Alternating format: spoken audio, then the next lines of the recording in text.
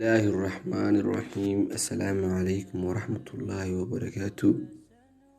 waxaan idiin soo gudbinayaa maanta halka xadiis wuxuu noqonayaa qaala rasuulullaahi sallallahu alayhi wasallam kalimataani khafiifataani cala lisaan thaqiilataani fi lmiisaan xabiibataani ila arraxmaan subxaana allaahi wabixamdih subxaana allaahi alcadiim muttafaqun calayh.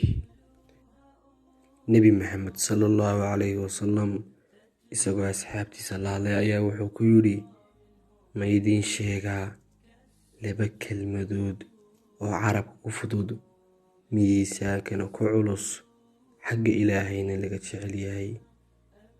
waa subxaana allaahi wabixamdih subxaana allaahi alcadiim. walaalkay waxaan kula talinayaa inaad mar walba badsato 2 kelmadood. aad iyo aad bay u mahadsantihiin.